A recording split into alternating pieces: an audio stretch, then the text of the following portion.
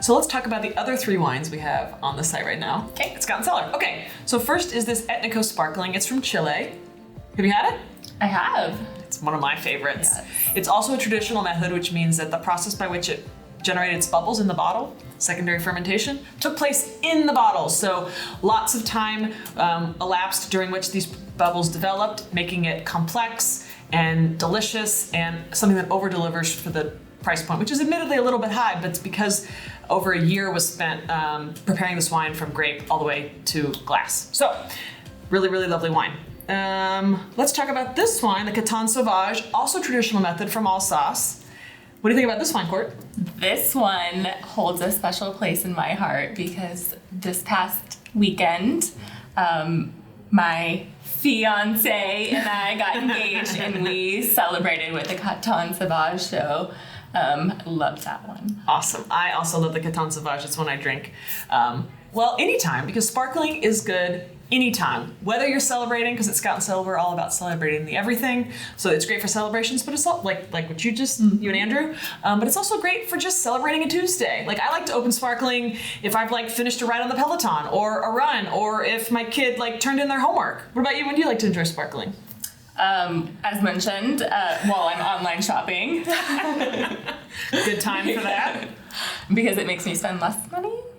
Oh, yeah. That's a good strategy. How's that working? Not very well. You got some new stuff on today, so yeah, that's good. Yeah. So I also, family, when we get together for the holidays, because it's that time of year, we like to open sparkling as we're cooking or preparing to be with each other and celebrate. So we like to do that. All right, let's talk about the last sparkling. It is a Prosecco from Italy, from a region actually called Prosecco. It's the Glera grape, but it is made, it is a much more full-bodied, rich, lovely, drinkable, delicious wine. Have you had the Rivamonte? I haven't. No? No. Oh, well, we gotta change that. It is definitely a crowd favorite here at Coton Cellar.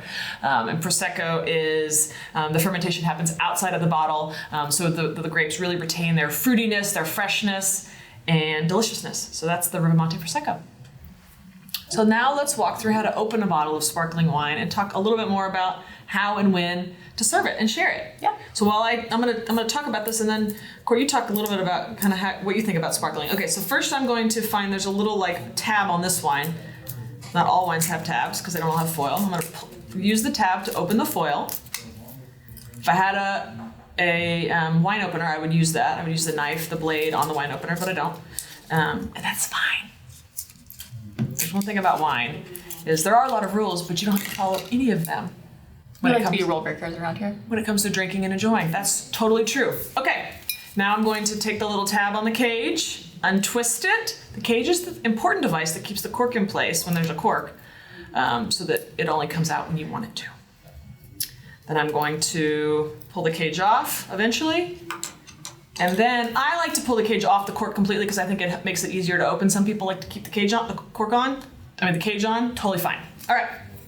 So now I'm going to open the wine by pulling the cork out.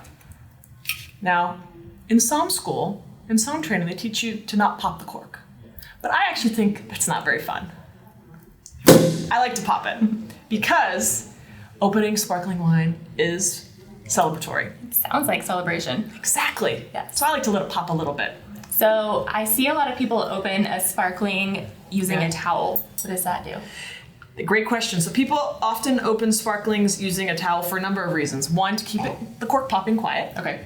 Also just to make sure that they keep all the stuff in one place. The cage, the foil, the cork, just keeps it all wrapped up.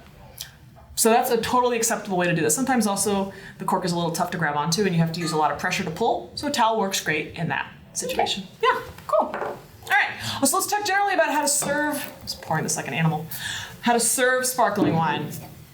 At Coton Cellar, we believe that wine should be served in a beautiful traditional glass of any kind, preferably with a stem. But champagne flutes are great.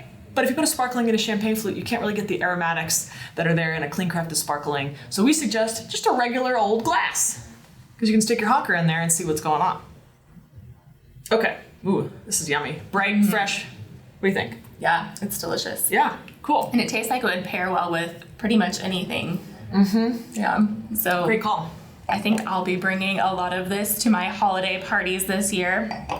Especially to give as host gifts and things like that. It seems like if I don't really know if somebody likes red or white, that sparkling would be a great gift to give. Yep, sparkling wine is always an amazing hostess gift or host gift. Either way, because everybody likes a little bubbles. And not just this time of year all the time, but totally. Yeah. Okay, cool. Well, cheers. Cheers.